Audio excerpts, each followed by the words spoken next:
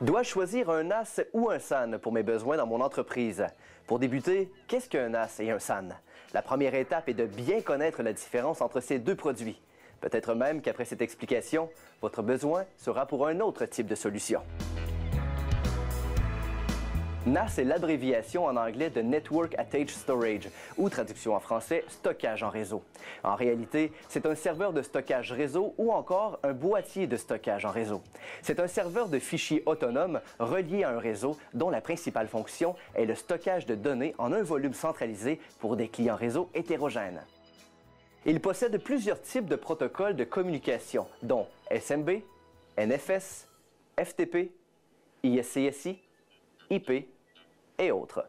Normalement, les utilisateurs se connectent sur l'unité via le réseau car le NAS est autonome et possède son propre adressage IP. Le type de disque dur que vous pouvez normalement y intégrer sera de type SATA, qui tourne à 7,2 K secondes. Le NAS possède en règle générale peu d'éléments de redondance, autres que des disques durs de relève en cas de panne. Il est plus vulnérable que d'autres solutions sur le marché. Le prix d'une solution NAS est relativement peu coûteux. SAN est l'abréviation en anglais de Storage Area Network, ou traduction en français de réseau de stockage. Un SAN est un réseau spécialisé permettant de mutualiser des ressources de stockage. C'est une solution qui donne accès à sa capacité de stockage à une autre solution, telle qu'un serveur par exemple, d'où l'appellation réseau de stockage. Il possède plusieurs types de protocoles de communication, dont ISCSI, SAS, Fiber Channel. Le type de disque dur que vous pouvez normalement y intégrer sera de type SATA et SAS, qui peut tourner entre 7,2, 10 et 15 K secondes. En règle générale, le SAN possède des éléments de redondance. Par exemple, 2 contrôleurs, 2 alimentations et des disques durs de relève en cas de panne. Il est à noter qu'une solution SAN est relativement coûteuse. La nuance est très mince entre les deux définitions. Le NAS est une unité autonome réseau et le SAN est une unité qui est reliée via un protocole sur un autre périphérique, dont un serveur pour lui permettre d'avoir une plus grande capacité de stockage. Normalement, on utilise un NAS pour les petites solutions de stockage, pour une petite entreprise, soit une entreprise avec un budget limité ou avec peu d'utilisateurs. L'entreprise ne possède pas de serveur et a besoin de centraliser ses données dans l'ensemble de son réseau.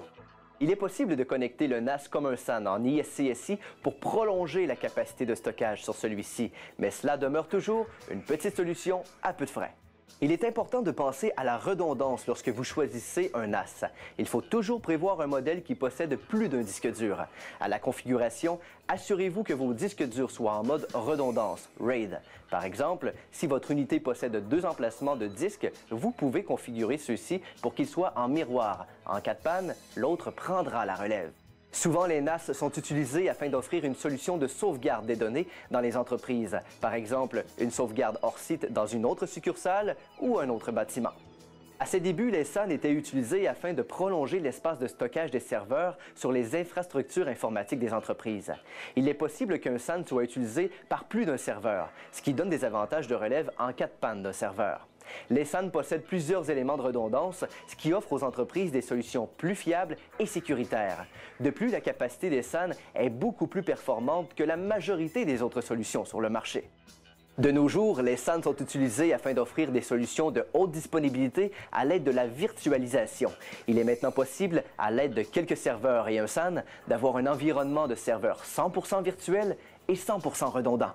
De plus, ils permettent d'offrir des solutions de partage des ressources afin que plusieurs serveurs physiques se partagent plusieurs serveurs virtuels. Il n'est pas rare de voir sur uniquement un SAN plus de 50 machines virtuelles en production. Il est possible de faire l'utilisation d'un NAS avec la virtualisation si vous utilisez le protocole ISCSI par exemple. Par contre, la capacité et la redondance des NAS ne permettent pas d'avoir une solution à la hauteur d'un SAN. Dans nos solutions de virtualisation d'entreprise, nous utilisons souvent les NAS pour faire les sauvegardes des machines virtuelles. 2 types de solutions pour différents besoins. Il est important de bien comprendre le besoin des clients avant de prendre une décision.